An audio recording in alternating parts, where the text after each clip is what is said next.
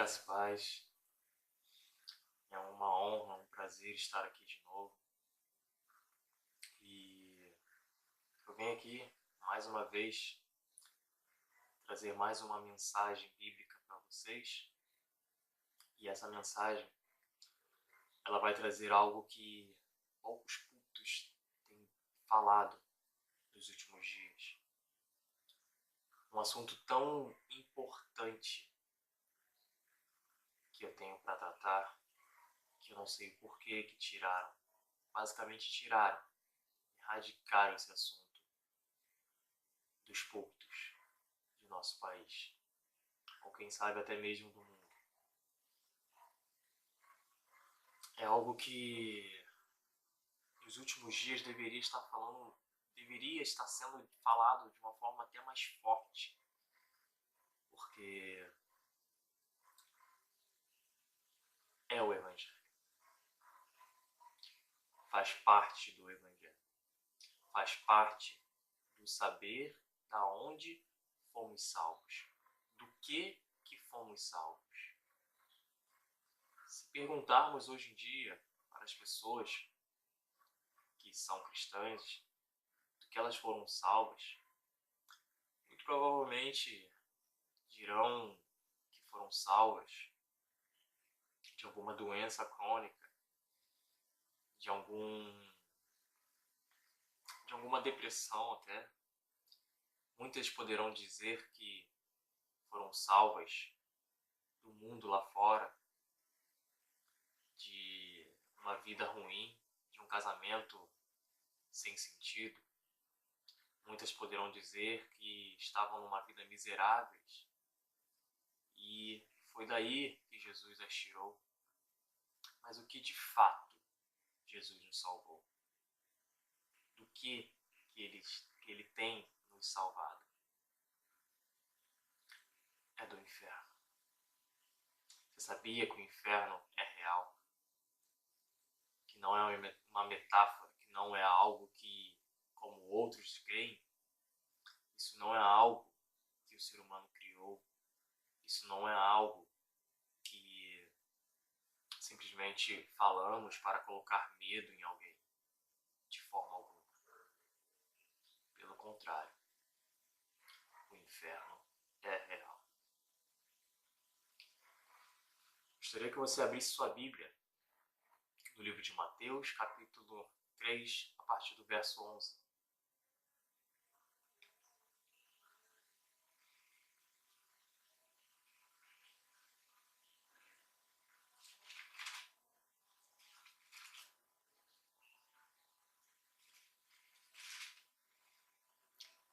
Deixa ela aberta.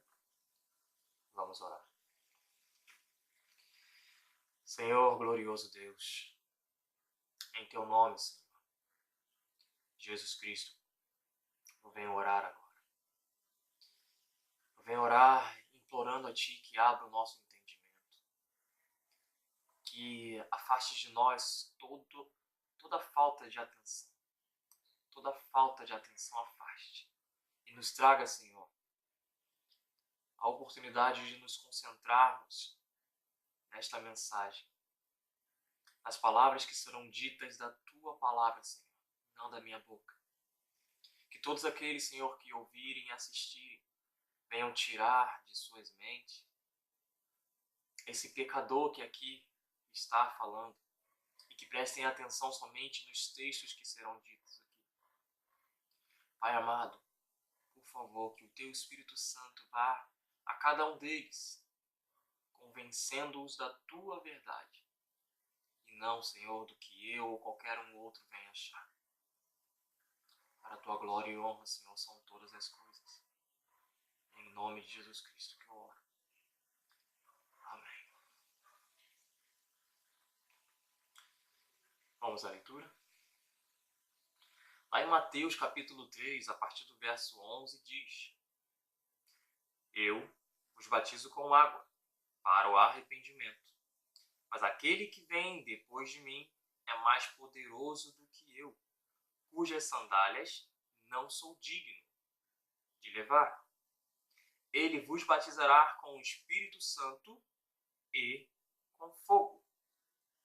A sua pá ele a tem na mão e limpará completamente a sua eira. Recolherá o seu trigo no celeiro, mas queimará a palha em fogo inextinguível. Meus irmãos, muitas das vezes, essa passagem que eu acabei de ler é usada de forma errada para dizer que o batismo no Espírito Santo é um batismo com fogo. Isso é uma mentira. Isso é uma distorção da palavra, uma falta de compreensão dessa passagem. Por que eu estou dizendo isso? Vamos ler mais uma vez para que possamos entender. Perceba que aqui não só tem um batismo, que é o nas águas, não só tem o batismo no Espírito Santo, que dizem que é com fogo, mas aqui existem 3 tipos de batismo. Vamos ver. João Batista diz: eu vos batizo com água para o arrependimento. Mas aquele que vem depois de mim é mais poderoso do que eu, cujas sandálias não sou digno de levar. Ele vos batizará com o Espírito Santo e com fogo. Não é a mesma coisa. Espírito Santo é um batismo. Fogo é outro batismo. E esse, com fogo aqui, é a perdição. É o fogo da condenação.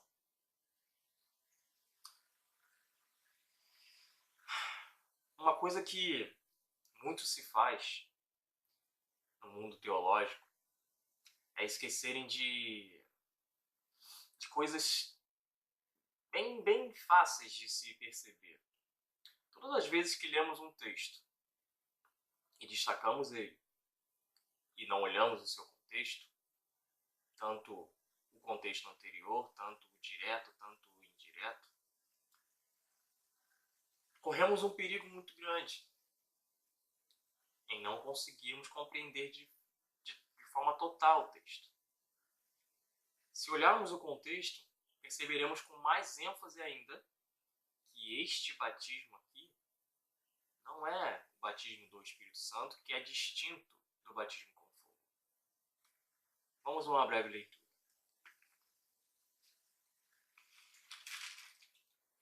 Lá no capítulo 1, vem falando sobre a pregação de João Batista. O que ele diz? Naqueles dias apareceu João Batista pregando no deserto da Judéia e dizia: arrependei-vos, porque está próximo o reino dos céus. Porque este é o referido por intermédio do profeta Isaías. Voz do que clama no deserto: preparai o caminho do Senhor, endireitai as suas veredas.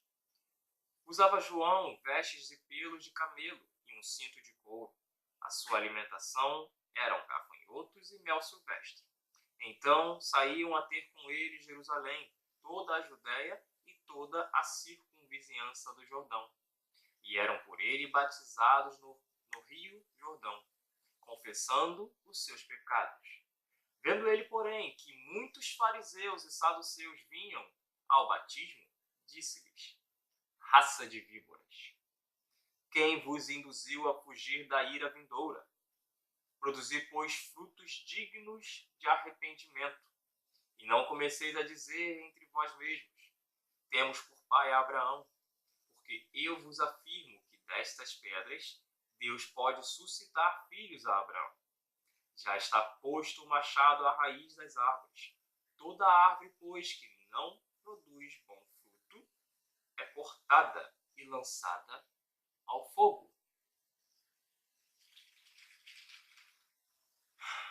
E qual é o contexto posterior, após o verso 11, que é o mais usado para justificar o batismo com fogo? A sua pá ele a tem na mão e limpará completamente a sua eira. Recolherá o seu trigo no celeiro, mas queimará a palha em fogo inextinguível.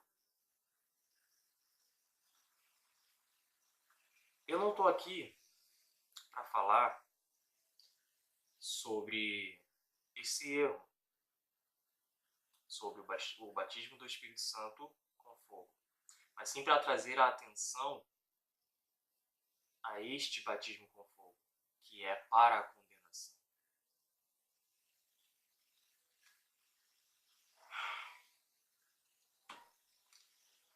Muitas das vezes se ouve que esse tal batismo com fogo é um revestimento, né, do Espírito, enchendo o cristão de unção. Esse que é batizado com o Espírito Santo e fala em línguas, né? Esse tem, como posso dizer, uma forma diferente de viver uma vida com Deus, uma espiritualidade maior, elevada. Mas agora você sabe que o batismo com fogo é para a condenação. O fogo, muitas das vezes, usado no Velho Testamento, era para demonstrar a presença de Deus naquele lugar. Lembra de Atos 2? Atos 2, a presença que traz ali, a ilustração que se mostra para demonstrar a presença do Espírito Santo de Deus, é o vento, né, e o fogo. Então, muitas das vezes que a Bíblia vai tratar de algum elemento, é para demonstrar a presença de Deus naquele lugar, a glória de Deus naquele lugar. Então, não podemos de forma alguma atribuir um elemento real, um fogo, mesmo que seja do nível espiritual, a um batismo distinto que é do Espírito Santo. Entendendo que o que é o batismo, primeiramente falando sobre o batismo nas águas, que é o mergulhar nas águas e ressurgir, a mesma coisa é o batismo no Espírito Santo. Nós mergulhamos nele, entramos numa alegria sem fim, numa copiosidade de choro, de alegria, glorificando ao Senhor. A mesma coisa será para aqueles que forem condenados, serão mergulhados no lago de fogo. O inferno é real, meu. Essa história que te contaram, que muitos dizem, se convenceram de que o inferno é aqui, nesse mundo, não sabem o que dizem. Não sabem o que estão dizendo. Lá no livro de Lucas, capítulo 16, verso 23, vai contar a história de Rico e Lázaro. Creio que você conheça essa história. Vamos até lá?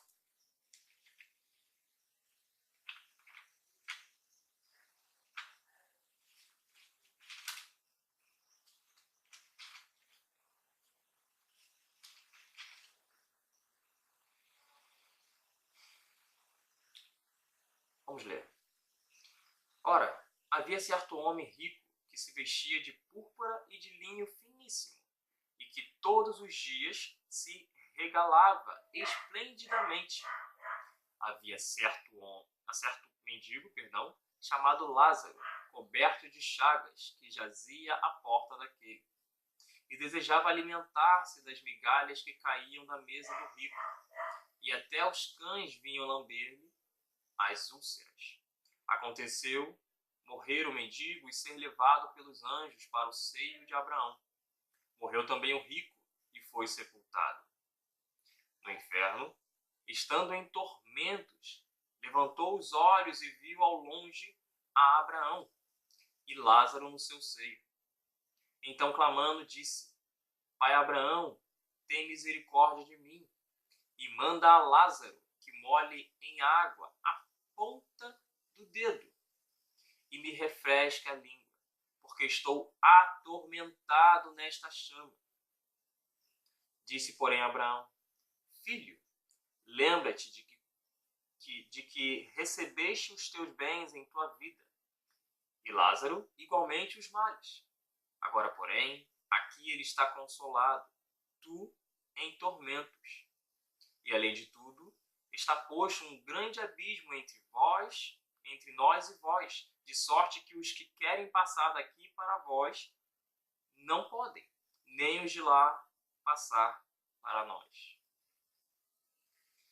Isso aqui foi uma parábola contada por Jesus que ilustra muito bem o que é o inferno.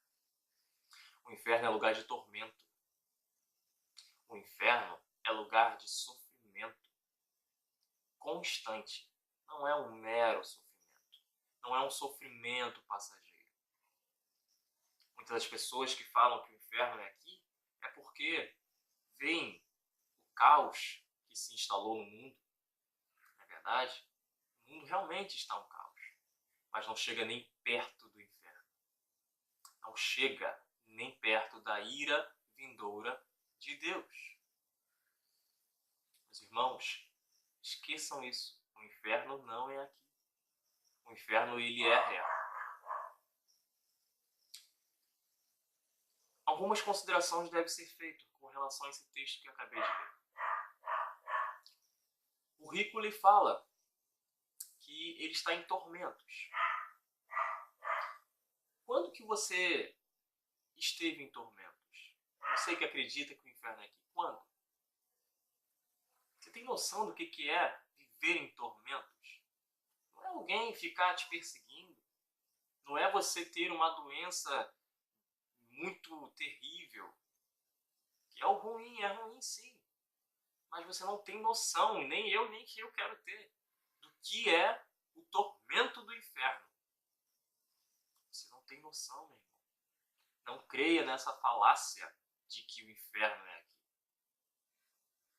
Você quer ver? Você quer ter um pouco mais de noção de que o inferno não é aqui e de que todas as dores juntas que você sentiu não se equipara à dor que, se você permanecer do jeito que está, você vai sentir lá no inferno? Vamos ao texto.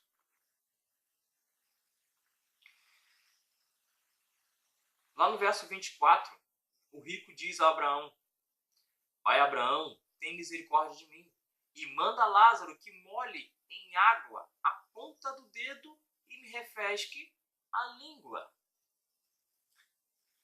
Meu irmão, você consegue matar sua sede com uma gotinha de água? Imagina aquele sol escaldante de 35 graus, de 38, 40 graus. Uma gotinha de água, você consegue? Claro que não, não é verdade? Claro que não. De forma alguma você consegue. Nem você e nem ninguém na face dessa terra.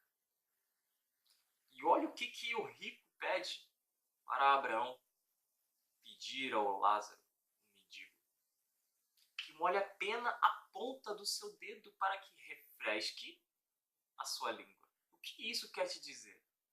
O que isso vem a nos dizer?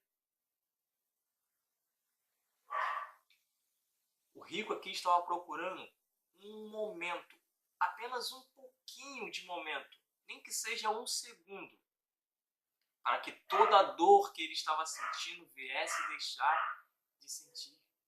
Ele queria somente um pouquinho, mas é uma dor totalmente constante, é uma dor que não tem fim.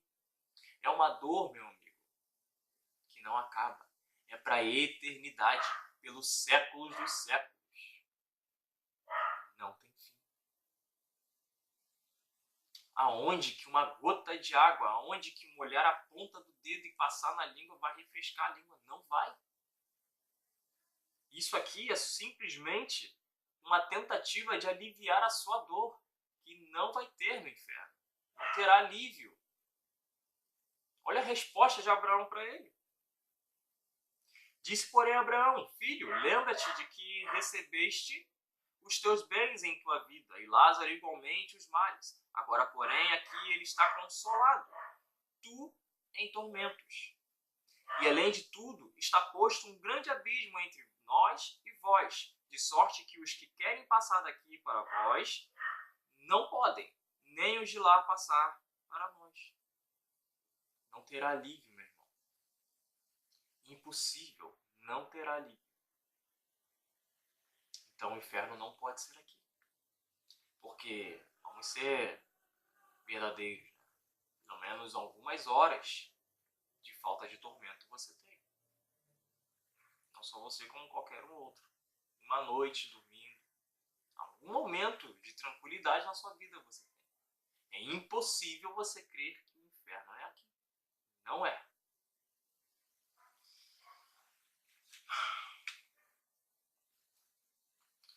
Agora vamos ver quem está cotado para ir para o inferno por hora.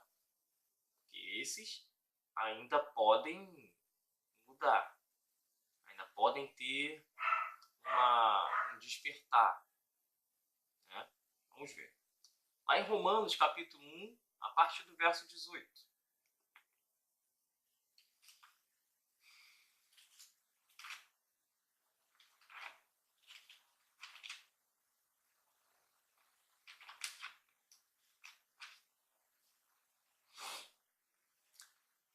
Vamos ver?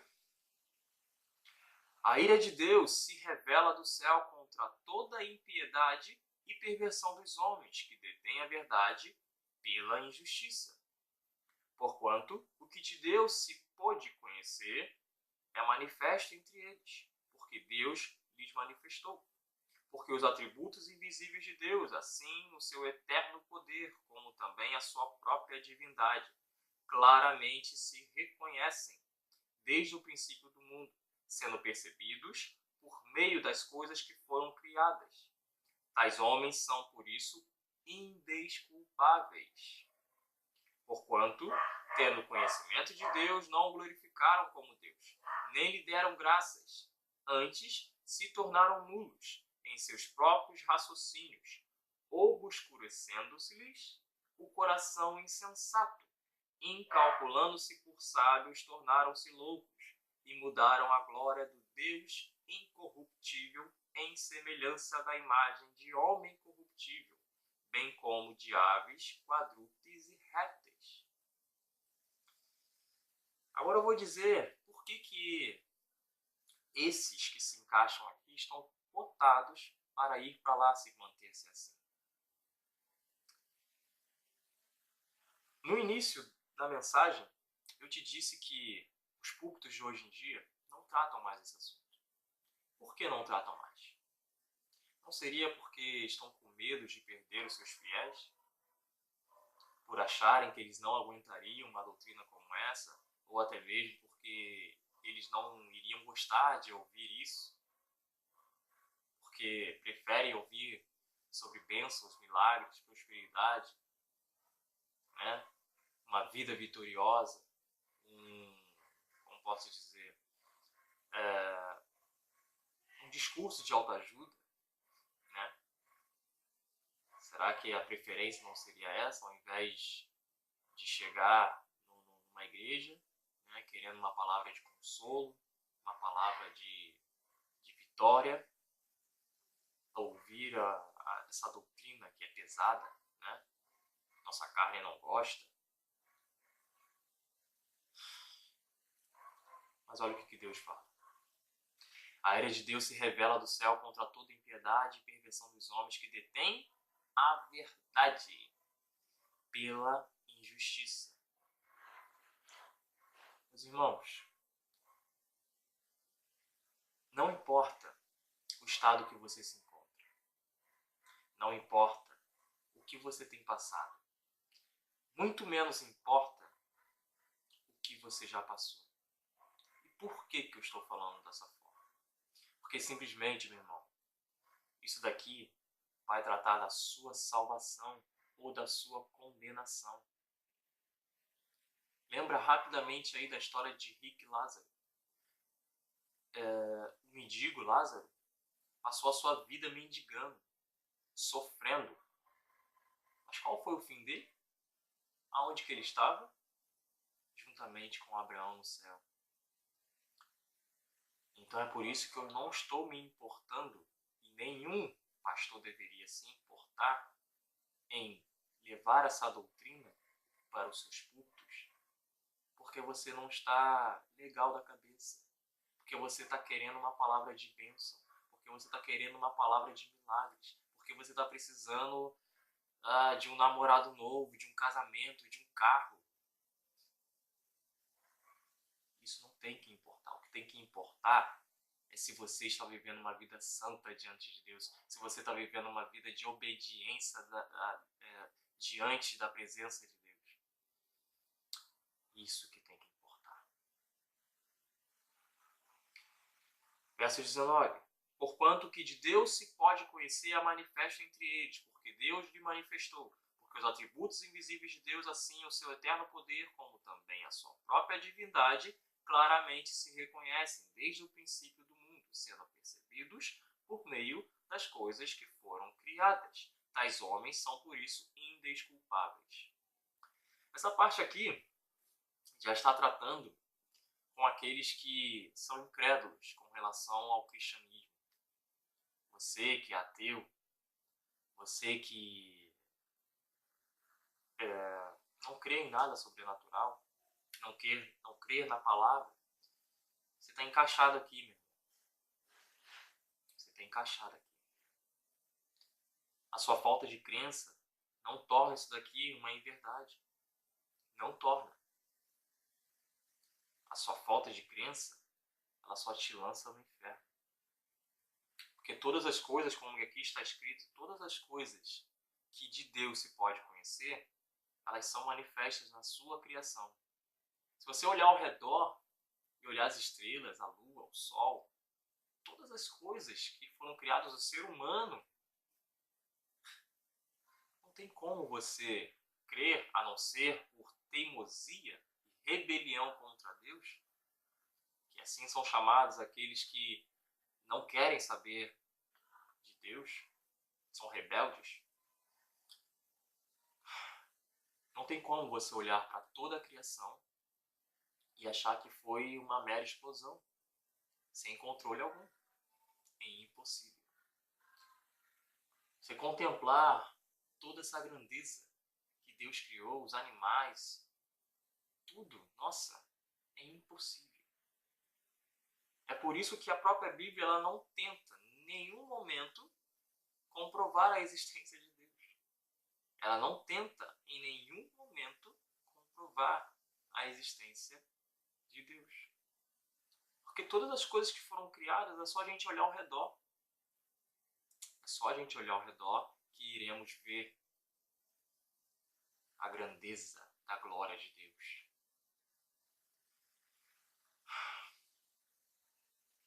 Porquanto, tendo conhecimento de Deus, não glorificaram como Deus, nem lhe deram graças. Antes se tornaram nulos em seus próprios raciocínios, obscurecendo-se-lhes o coração insensato. Novamente falando dos pastores que não falam desta doutrina e de outras mais, que faz parte do Evangelho da salvação, do Evangelho da graça de Deus. Esses que preferem falar de prosperidade, de milagres, de bênçãos, de vitória e assim por diante. Esses que retêm a verdade em justiça. Esses não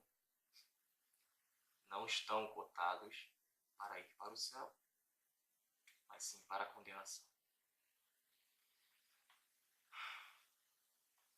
Incalculando-se por sábios, tornaram-se loucos e mudaram a glória do Deus incorruptível em semelhança da imagem de homem corruptível, bem como de aves, quadrúpedes e répteis. Esses já são os idólatras. Aqueles que idolatram qualquer tipo de coisa. Falando nisso, muitas pessoas acham que idolatria é somente se curvar diante de imagens, mas não é, meu irmão. Idolatria é tudo aquilo que você coloca no lugar de Deus. Sabe onde o lugar de Deus tem que ser? No centro de cada vida neste mundo. Então, tudo aquilo que você coloca, seja o dinheiro, seja a sua própria vida, seja a sua casa, seja a sua família, seja seus amigos, não importa quem seja. Tudo que você coloca no lugar de Deus, glorificando outras coisas e não a Deus, como centro da sua vida, você está idolatrando. Então esse texto aqui, essa parte que eu li aqui agora, fala com vocês, com os idólatras. Esses também não herdarão o reino dos céus. Esses estão cotados para ir para o inferno, para o lago de fogo, só está aguardando a ira vindoura de Deus. Agora vamos ver aqueles que de fato irão. Agora eu vou ler características daqueles que irão para lá. Aqueles que levam uma vida e permanecerão. E se permanecerem até o fim desse jeito, esses irão para o inferno. A Bíblia diz claramente que as características lidas aqui agora trará a condenação eterna. Vamos lá em livro de Gálatas, capítulo 5.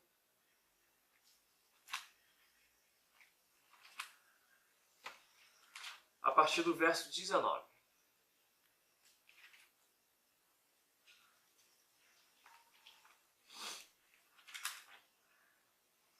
E lá está escrito: ora, as obras da carne são conhecidas, e são prostituição, impureza, lascívia, idolatria, feitiçarias, inimizades, pórfias, ciúmes, iras, discórdias, dissensões, facções, invejas, bebedices, glutonarias e coisas semelhantes a estas, a respeito das quais eu vos declaro, como já outrora vos preveni, que não herdarão o reino de Deus os que tais coisas praticam. Não vão. Logo, esses irão para o inferno. O conceito inferno perdeu seu valor. Isso é algo que as pessoas não creem que um dia irão para lá. Se você perguntar o cristão que se acha mais santo de toda a face dessa terra, e você perguntar a ele: irmão, você vai para o inferno? Não, de forma alguma. Porque eu dou o meu dízimo, eu sou fiel, eu procuro seguir os mandamentos, não sou perfeito, mas eu procuro seguir os mandamentos. Ele não acredita que vai para lá. Ele acredita que suas obras vão levá-los para o céu. Porém, lá em Efésios 2,8 diz que pela graça sois salvos, mediante a fé. E o verso 9 diz: não por obras, para que ninguém se glorie. Então, o conceito do inferno hoje em dia se perdeu, as pessoas não creem. A mesma coisa se você perguntar para um assassino. O cara acabou de matar aí uma pessoa, um estuprador acabou de cometer esse ato terrível, horroroso. Pergunta para ele. Você pode ter uma resposta surpreendente. Muito provavelmente ele vai te dizer: não, tem pessoas piores do que eu. Por que eu vou para o inferno? Não, de forma alguma.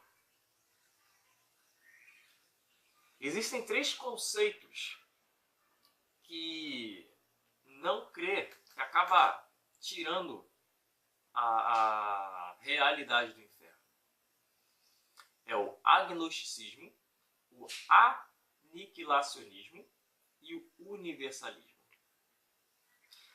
No link da descrição do vídeo, eu deixarei 3 links sobre esses 3 assuntos para que você estude de forma melhor.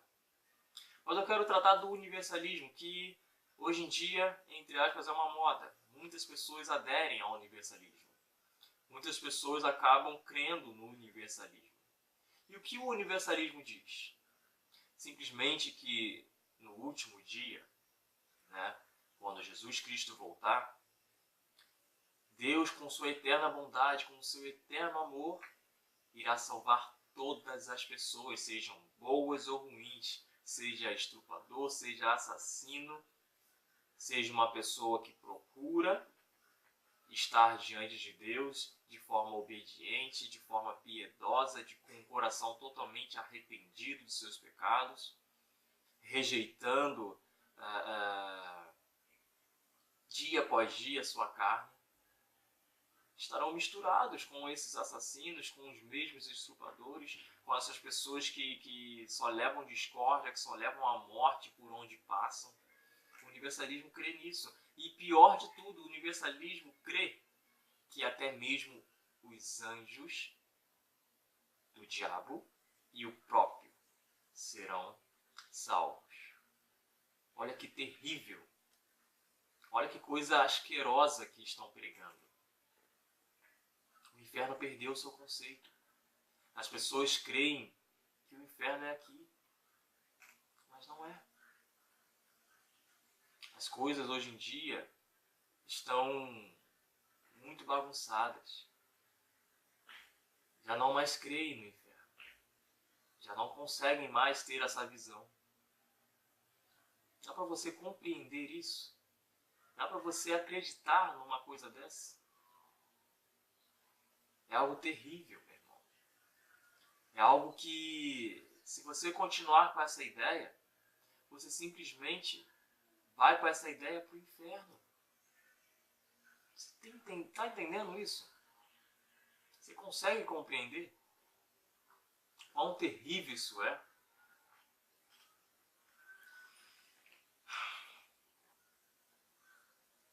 Vamos a mais um texto.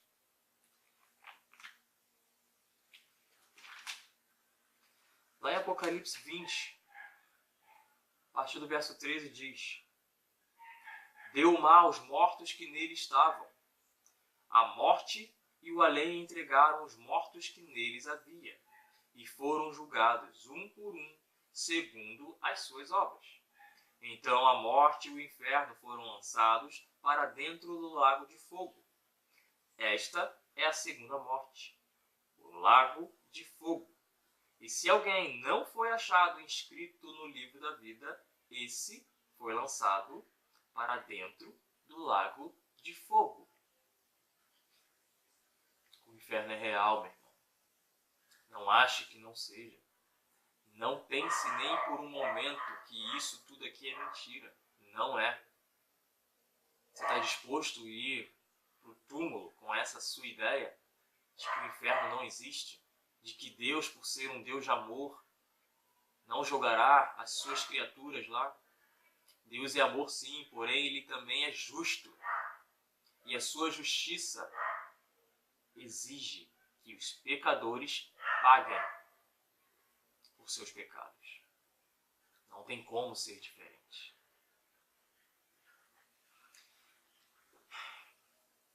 Nesse mesmo capítulo,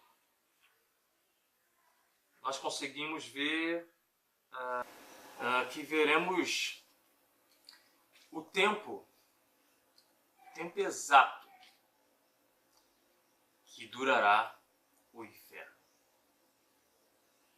Porém, antes vamos ver o que os aniquilacionistas dizem sobre o inferno, pois eles não creem no inferno. Eles creem na destruição total do corpo e da alma. E eles usam esse texto para pegar e comprovar a sua tese. Lá em Apocalipse 20, verso 7, diz: Quando, porém, se completarem os 1000 anos, Satanás será solto da sua prisão e sairá a seduzir as nações que há nos 4 cantos da terra, Gog e Magog, a fim de reuni-las para a peleja. O número dessas é como a areia do mar. Marcharam então pela superfície da terra e sitiaram o acampamento dos santos e a cidade querida. Desceu, porém, fogo do céu e os consumiu. Eles param por aqui, não continuam o texto. Eles retêm o texto, a continuação do texto que diz, no verso 10, o diabo, o sedutor deles, foi lançado para dentro do lago de fogo e enxofre, onde já se encontra não só a besta, como também o falso profeta, e serão atormentados de dia e de noite pelos séculos dos séculos. Então, que tempo que isso vai durar? A eternidade, meu irmão. Não tem tempo, é eterno.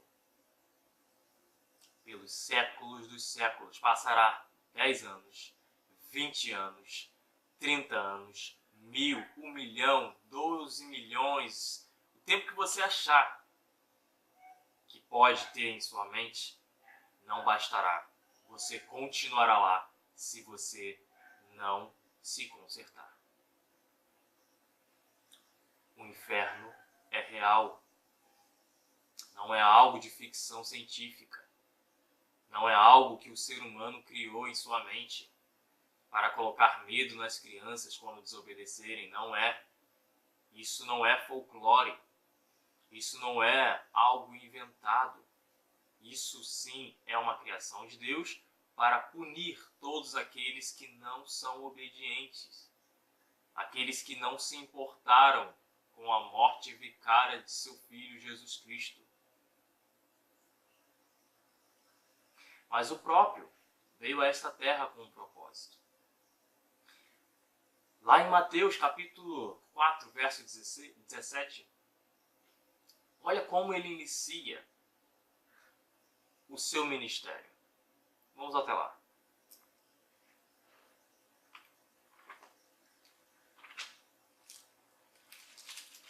Logo após ele sair do deserto, dos seus 40 dias e 40 noites de jejum, após a tentação de Satanás, que ele resistiu bravamente com a palavra, olha o que ele olha o que ele iniciou dizendo. Daí por diante passou Jesus a pregar e a dizer: arrependei-vos, porque está próximo o reino dos céus. Esse é o único jeito. É a única maneira de você não ser lançado no lago de fogo. Se arrepender dos seus maus caminhos. Você tem que se arrepender. Lá em 2 Crônicas, diz exatamente isso.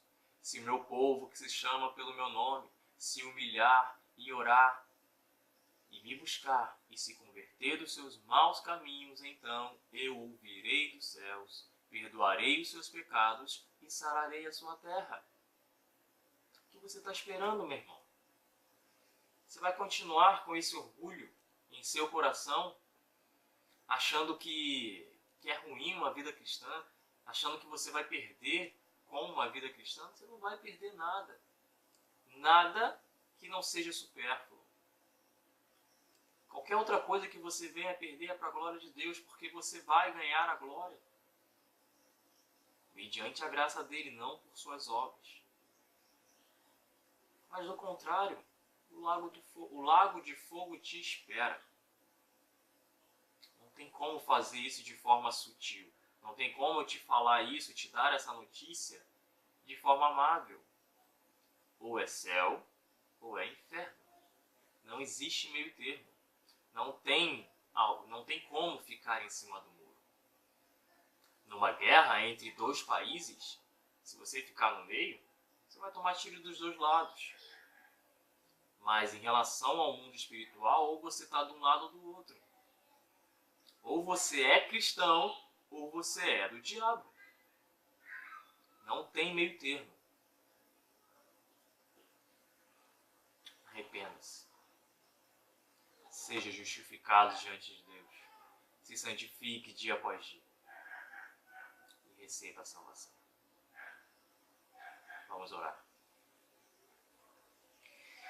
Senhor, eterno Deus, Pai glorioso, todas essas pessoas, Senhor, que ouviram e viram este vídeo, em nome de Jesus Cristo eu imploro a Ti, Pai, que por favor abram seus olhos, dê, Senhor, um entendimento e discernimento para que eles possam ver e crer, Senhor, que esta palavra que foi dita é verdadeira, que esta palavra, Senhor, foi dita para que eles despertem deste sono que não deixam eles verem, para que se caia todas as escamas dos olhos, para que se caia também o véu de uma vida religiosa. Pai Santo, em nome de Jesus Cristo, dê um entendimento a eles para que eles se arrependam. Por favor, Santo Deus, em nome de Jesus Cristo, Senhor, por tua misericórdia e graça. Amém, Deus. E lembre-se, meus irmãos, o justo viverá por fé. Que Deus os abençoe.